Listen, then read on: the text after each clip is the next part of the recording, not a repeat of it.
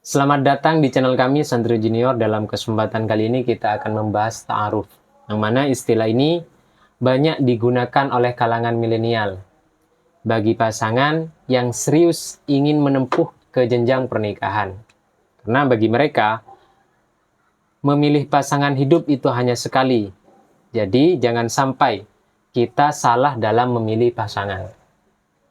Sehingga kita harus mengetahui sifat, karakter, dan hal-hal yang disukai oleh pasangan kita. Menurut narasumber, adakah konsep ta'aruf dalam Islam? Yang mana konsep ini diperuntukkan bagi pasangan yang serius ingin menempuh ke jenjang pernikahan. Baik. Sebetulnya ta'aruf dalam Islam itu, kalau diartikan makna ta'aruf adalah saling mengenal pasangan untuk kemudian lanjut ke jenjang pernikahan, itu dalam Islam tidak ada. Dalam Islam itu kata ta'aruf dari akar kata arafa ya'rifu, yang berarti mengetahui. Kemudian dipindah, kalau di tasrif itu, dipindah ke wazan tafa'ala yang berfaidah musyarakah baina tsnaini fa aktsara itu. Tafa'ala ya tafa'alu. Yaitu kemudian memiliki masdar ta'aruf. Yang pertamanya mengetahui atau mengenal, kemudian karena dipindah ke wazan tafa'alah memiliki arti saling mengenal atau saling mengetahui. Saling mengetahui ya sudah sebatas tahu. Tidak kemudian lanjut ke jenjang pernikahan. Kalau diartikan ta'aruf adalah saling mengenal, saling mengetahui untuk lanjut ke jenjang pernikahan, itu dalam Islam tidak ada. Dalam fikih-fikih mungkin. Baik dalam fikih kontemporer, fikih klasik, fikih dalam bab nikah, itu tidak ada istilah ta'aruf, tidak ada. Tapi menurut dai-dai yang mereka ikuti begitu, istilah ta'aruf itu ada dalam Al-Quran. Dalam Al-Quran? Dalam Al-Quran. Mereka mengutip sebuah ayat begitu. Ayatnya, ya ayuhan nas, inna khalaqnakum min dzakarin wa untha, wa ja'alnakum syu'uban wa qabaila lita'arafu. Lah, ta'aruf itu menurut mereka adalah penggalan ayat li ta'arofu itu. Sehingga menurut narasumber pandangan ini sebenarnya seperti apa? Baik. Maksud ta'aruf dalam ayat tersebut seperti yang disampaikan dalam beberapa tafsir, seperti salah satunya dalam tafsir Tabari itu. Iya. Di sana dijelaskan bahwa arti kata ta'aruf dalam ayat tersebut bukan yang diartikan seperti yang mereka artikan, itu bukan. Bukan yang dimaksud dengan saling mengenal, kemudian saling mengetahui untuk dinikahi, untuk mencari pasangan, mendalami karakter, mendalami apa hobi mereka agar kita saling mengenal lebih dekat. Itu tidak ada. Lalu ta'aruf yang maksud ta'aruf dalam ayat tersebut itu saling mengetahui, saling mengenal, mengetahui nasabnya, mengetahui bani siapa, mengetahui nama, mengetahui identitas. Agar saling antara kelompok saling mengenal, saling mengetahui satu sama lain. Sudah, hanya segitu saja. Bukan diperuntukkan bagi pasangan yang serius ingin menempuh jenjang pernikahan. Betul. Jadi hanya sebatas maksud ta'aruf daya tersebut agar satu sama yang lain itu bisa saling kenal, saling mengetahui, cukup. Tidak ada kelanjutan ke sana, gak ada. Lalu jika memang proses ta'aruf itu tidak ada dalam fikih-fikih klasik ataupun fikih-fikih kontemporer, betul, proses yang dianjurkan dalam syariat Islam itu seperti apa mungkin bagi pasangan? Dalam memilih jodoh begitu, memilih pasangan. Dalam seperti baik. Yang saya ketahui itu sebetulnya dalam bab fikih kalau istilah ta'aruf tidak ada.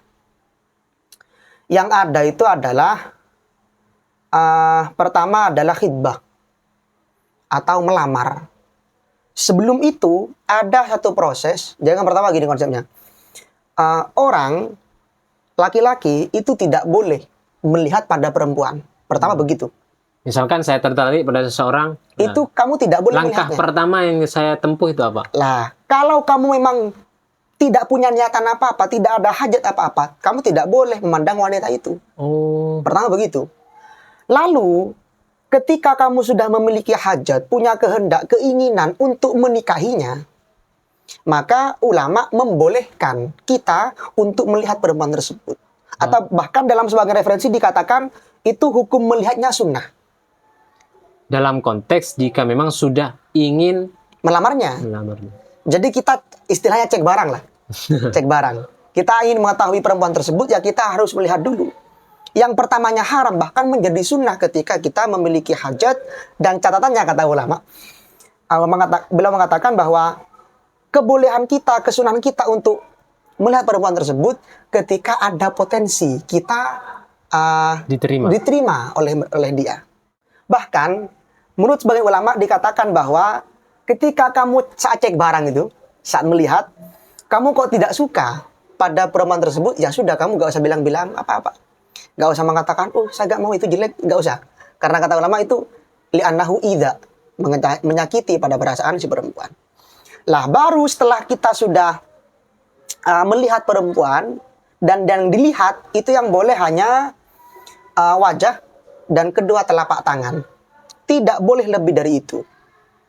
Dan sebagian referensi mengatakan bahwa kita boleh melihatnya secara berulang kali. Meskipun ada fitnah, meskipun syahwat, tidak apa-apa itu melihatnya. Dalam konsep ingin melamar begitu. Dalam konsep ingin melamar, dia ingin mengetahui barangnya dulu lah, ingin mengetahui perempuannya dulu. Itu meskipun kita ada fitnah, meskipun syahwat, itu gak apa-apa, no problem. Nah kemudian lah ini, setelah kita melihat pada perempuan tersebut, itu ada proses yang namanya khitbah, melamar. Jadi kita sudah melihat perempuannya kok cocok, baru kita lamar. Nah dalam Islam hukum melamar itu seingat saya ada 3 kalau nggak salah. Yang pertama itu boleh melamar ketika perempuannya khiliyah atau jomblo.